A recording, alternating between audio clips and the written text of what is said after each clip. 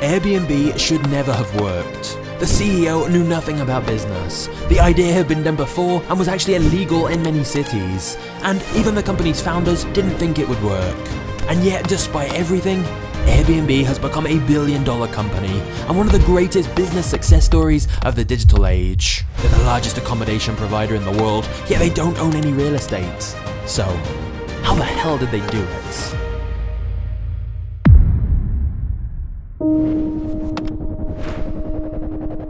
Brian and Joe were on the verge of getting evicted from their apartment. Rent was due and they were broke. However, they knew a popular design conference was coming to town in a few weeks, which meant thousands of people would be descending on the city and hotels would quickly get full. And at that point, we just had this idea. We said, well, designers need a place to stay. We literally have no money. In fact, I don't know how I'm going to make rent.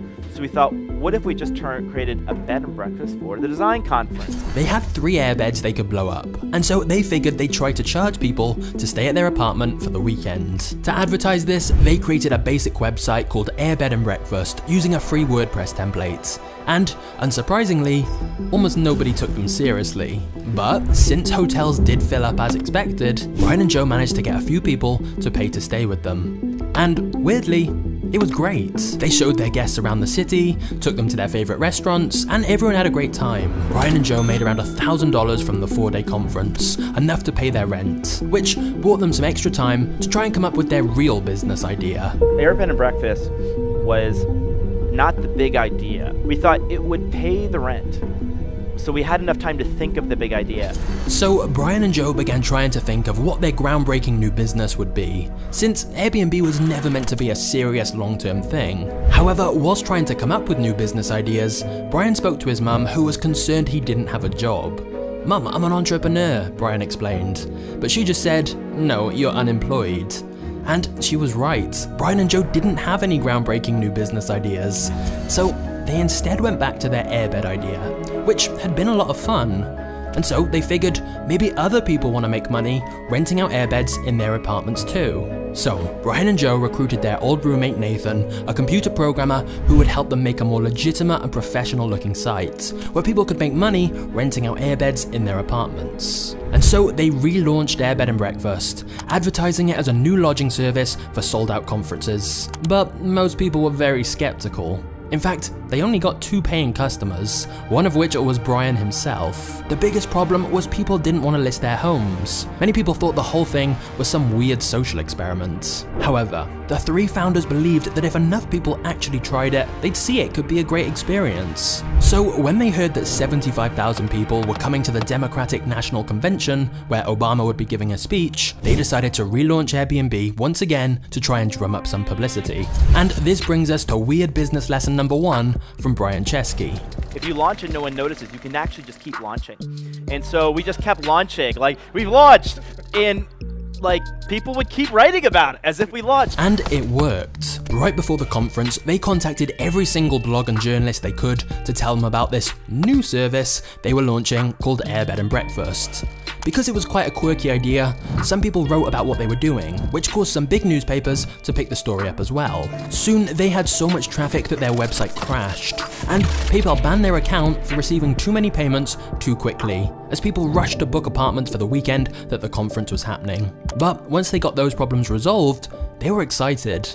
Hundreds of people were listing their rooms on the site, and other people were booking them. They had proof this could actually work. The only problem was that as soon as the conference ended, people stopped booking rooms. They were back to square one with no customers. They needed to find a way to get people using the service all year round, not just at big conferences or events. But they were still very low on cash, so Brian spoke to one of his friends. He told me that there were these people called angels. And the first thing I thought was, oh my God, this guy's insane, he believes in angels. And he goes, no, they're angel investors. Brian had never heard of angel investors, but his friend explained to him that they could give him money to help grow the business, in exchange for owning part of the company. And so, Brian set up meetings with different angel investors, which went horribly. One investor they met at a cafe literally just got up halfway through and walked out of the meeting. The big problem was that their idea sounded so risky. Letting people rent out space in their house to total strangers sounded like it would end in disaster. and their business model involved taking just a small transaction fee on each deal. If you heard that investment pitch back in 2008, you probably wouldn't have invested either. So one after another, investors turned Brian down. Little did they know, if they had invested $150,000 back then, which is what Brian was looking for, today their investment would be worth multiple billions of dollars. It was literally one of the greatest investment opportunities, it's just nobody could see that yet. So Brian and Joe had to take on credit card debt instead, just to keep the business afloat. They really felt there was potential with the idea, but seemingly nobody else did. They had a service nobody was using, and it was going to take something incredibly unlikely to save the company.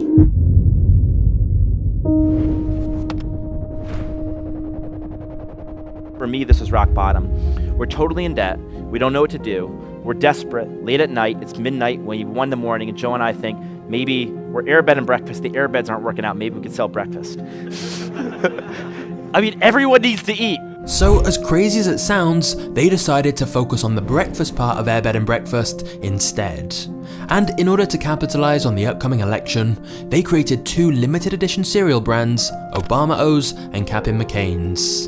Brian found a fellow college alumni who had a printing shop, and agreed to print 1,000 cereal boxes for free if they gave him a cut of the sales. Brian and Joe then went through every local supermarket to try and find the cheapest cereal they could, and then bought 1,000 boxes of it, so they could put it into their new designer packaging. Back in their kitchen, they got to work, hand-folding the cereal boxes and gluing them shut. Brian remembers thinking to himself that Mark Zuckerberg had never had to burn his hands hot gluing cereal boxes to launch his company, so the fact they were having to do this probably wasn't a good sign. But believe it or not, this weird cereal gimmick actually worked.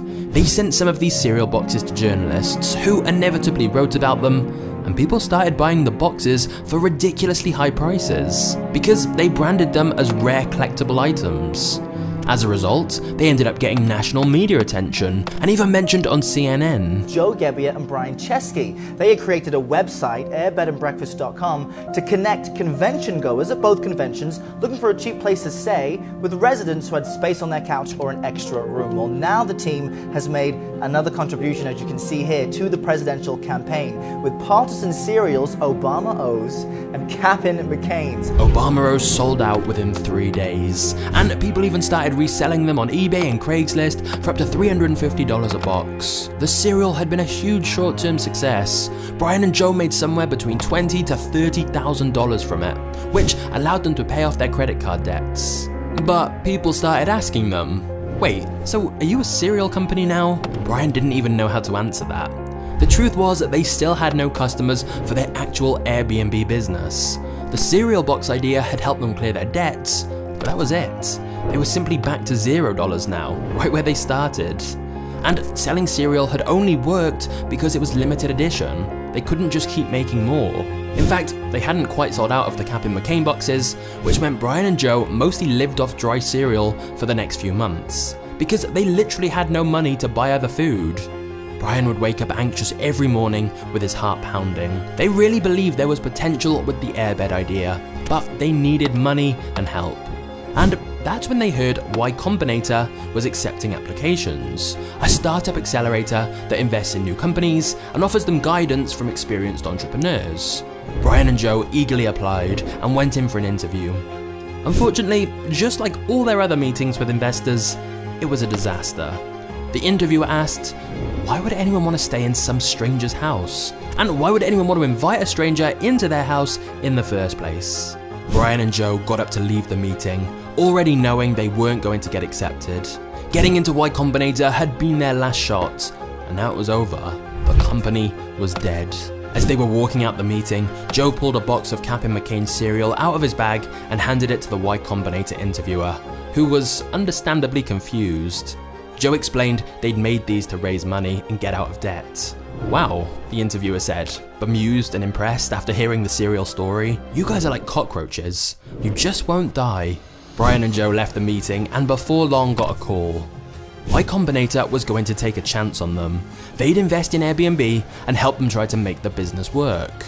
Brian was shocked. The interview had not gone well, but he later found out that it was the cereal that had changed their minds. They said, if you can convince people to pay $40 for some cheap cereal, maybe you can convince people to sleep in other people's airbeds. This is actually a common theme with investors. They're often investing in the founders themselves rather than the idea. Ideas can be pivoted along the way, but that out-of-the-box thinking and drive to succeed no matter what, that's something worth investing in. And I remember calling my mom like, "Mom, I'm a cockroach, I got in." So that's how we got into Y Combinator, and that kind of was a turning point for us. Very soon after getting into Y Combinator, other investors started pouring money into Airbnb as well. Suddenly, they had access to funding, as well as access to experts who could help them run the business. The founders were ecstatic. It looked like Air Bed and Breakfast finally had a chance of succeeding. Little did they know, they were about to build one of the fastest growing startups in history.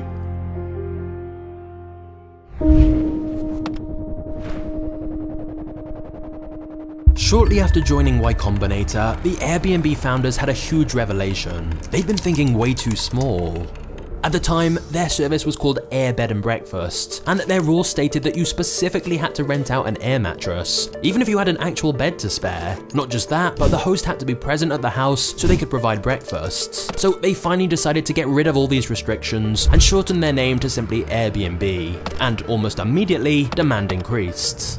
Another key realization was that users were terrible at taking nice photos of their apartments, so Airbnb agreed to send out professional photographers to help people take better pictures of their homes, which was expensive for Airbnb, but it paid off massively. Bookings for properties soared once the photo quality increased. 50 bookings a day, 100 bookings a day, 1,000 bookings a day. Momentum was building fast. They even started getting quirky listings, like you could stay in a treehouse, a castle, or even an igloo. And this helps explain why Airbnb suddenly started to take off. Many people had become tired of the mass commodification of hotels, where every single one looks the same. For example, you could be staying in Egypt, and it would look identical to a hotel room in your own country. And yet, people craved that authentic experience. They wanted to fully experience the country's unique culture and live like a local. And Airbnb allowed them to quite literally live like a local. Rather than just staying in busy tourist areas, you could move into a local's home. And sometimes they'd be there as well to tell you about the city. Now, when discussing Airbnb, some people point out that the idea of short-term rentals wasn't actually new.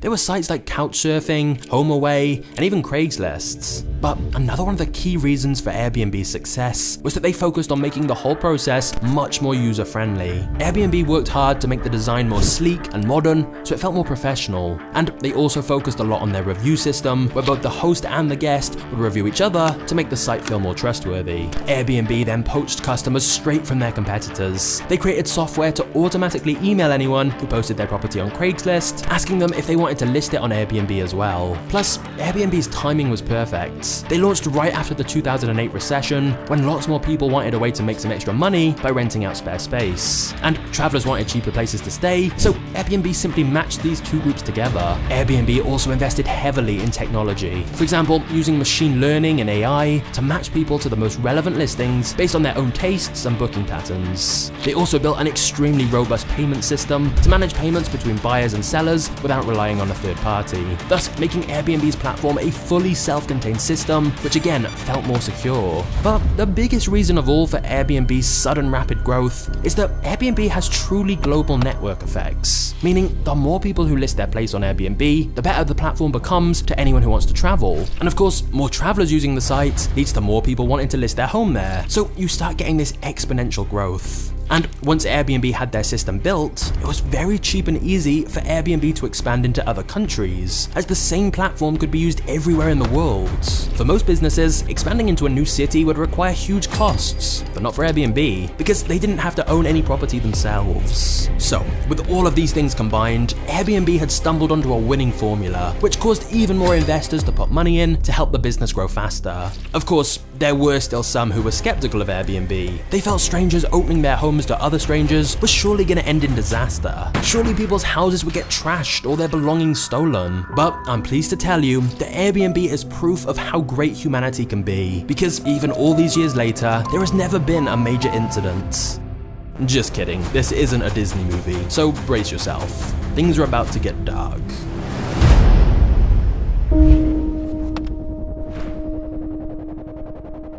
EJ was a freelancer who decided to rent out her apartment on Airbnb while she went away on a trip.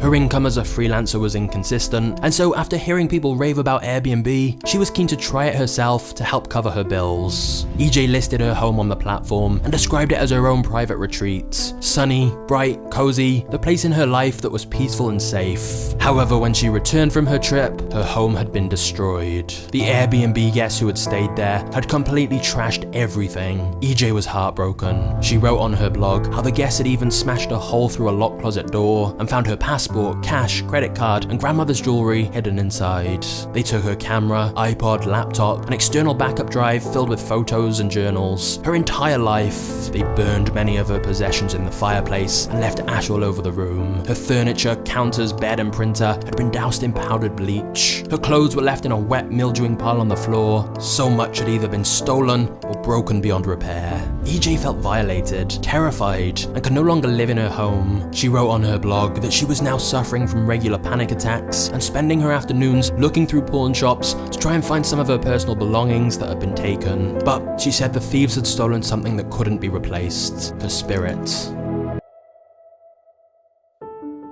EJ's post was soon picked up by multiple news sites, and it went viral. At the Airbnb offices, the team had no idea what to do. Some felt they should admit that it was their fault and try to publicly make amends, but others worried that admitting responsibility would open them up to all kinds of liability in the future. Airbnb's legal team urged Brian to be extremely careful about what he said and try to deal with the matter privately and quietly. Initially, Airbnb was slow to react at all and released quite a generic statement saying they'd been in close contact with EJ, which she later said wasn't really true. The backlash against Airbnb got bigger. Brian couldn't sleep. His chest constantly felt tight. He didn't know what to do. So he ignored all the legal advice he'd been given, sat at his laptop, and simply wrote what he really felt. He began with,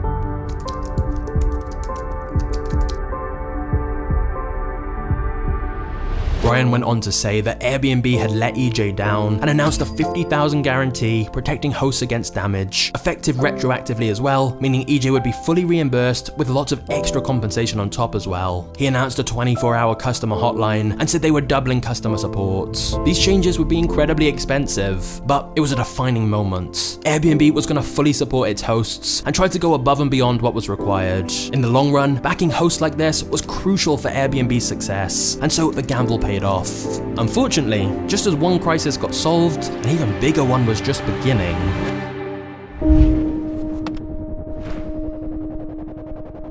All right, let's get to the heart of the problem, though, regulation. Yeah. So you're having some issues in every major city. It turns out that the whole idea of Airbnb, renting out your home on a short-term basis, broke the law in many places. And it can completely vary in different countries, cities, and even towns, as everywhere has slightly different local laws around rentals, building code standards, tax collection, and more. Now, in many places, Airbnb worked with regulators to find a solution so they could operate legally, but in some places, it wasn't that simple.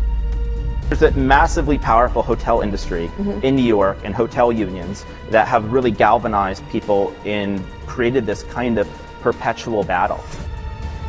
New York is just one example of a very high-profile city where Airbnb has faced huge opposition and restrictions. Another was Berlin, where in 2016 it became illegal to rent entire homes and apartments for short periods, and citizens were asked to anonymously report rule-breaking users who were using services like Airbnb. However, part of the reason Airbnb has faced a lot of pushback in some cities is that the people who profit most from Airbnb are not locals wanting to make a little extra cash renting their apartment out, but instead private landlords with multiple properties. Because you can make much more money selling a couple of nights at a time on Airbnb than you can renting out a property to one single tenant for several years. But because of this, many feel Airbnb has removed housing from the market for long-term renters, driving up rent prices even further. Some locals feel they can't afford to live in their own city anymore and blame Airbnb for that. Data from AirDNA showed that of the 1.1 million Airbnb listings in the US, around 600,000 are from hosts that have at least 2 other listings. and the top hosts have anywhere from 9 to 272 different listings. There's one single user who raked in $6.8 million via Airbnb, and so the bigger Airbnb got, the more the conflicts grew. Many landlords were very unhappy with their tenants subleasing and started specifically banning Airbnb guests. In some cases, they added cameras to try and catch tenants who were renting out their home, and as a result, some Airbnb hosts started telling guests to pretend they were relatives who were visiting instead of paying guests. It was a constant ongoing battle, and in 2016, Airbnb actually sued New York City and San Francisco because of new legislation they introduced that imposed big fines for both Airbnb and its hosts if they posted listings that violated the short-term rental laws.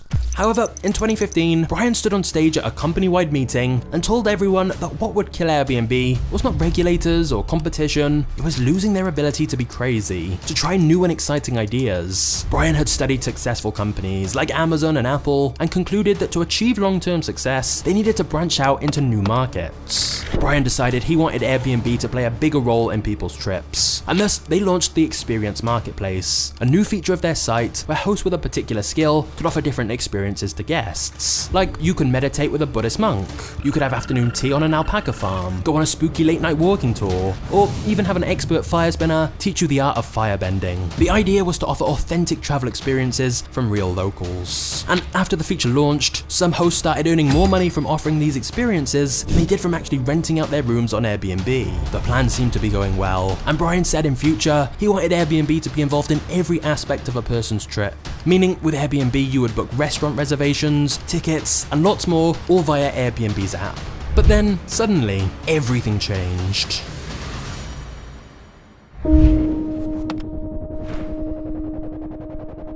A SARS-like virus, which has infected hundreds in China, has now reached the United States. COVID crisis has impacted so many industries this year as the virus forced businesses across the country to close their doors. So overnight, Airbnb went from being the Silicon Valley unicorn to business that is in distress. Bookings in Europe alone went down 80%. What Airbnb will look like after the coronavirus pandemic, or whether the company will survive at all.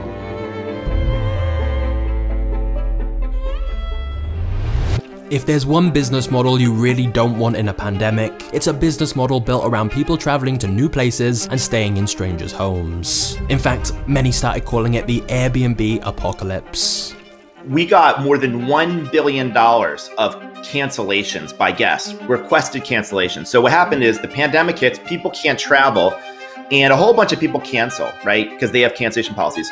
There were about $1 billion of requested cancellations, but the host wouldn't let them cancel. So we had to make a decision. Do we override the host cancellation policy or not? It was an incredibly difficult situation where guests wanted refunds, but hosts didn't want to cancel and lose their money. Eventually, Airbnb sided with guests and let people cancel, since they figured from a health and safety standpoint, this was the best option. But of course, Airbnb hosts felt betrayed by this. So in response, Airbnb created a $250 million fund to give away to Airbnb hosts to help cover some of their lost revenue. For Airbnb, giving away this much money was certainly not ideal, since they were barely making any money themselves now that people weren't traveling. They'd lost 80% of their expected business because of COVID. So it was time for a drastic change. So we pivoted the entire company to nearby travel. Basically, because international travel was mostly restricted, the new plan was to focus on people wanting to rent somewhere nearby. And since a lot of people during COVID were desperate to get out of their own home, Airbnb saw a huge increase in new bookings once they started focusing on nearby listings instead. So whilst many thought the pandemic could really crush Airbnb, it was really the hosts who suffered more. In particular, the ones with multiple properties that were just sat completely empty during lockdowns. Sure, Airbnb lost out on some booking fees, but they weren't paying any maintenance costs on empty properties because they don't own the properties.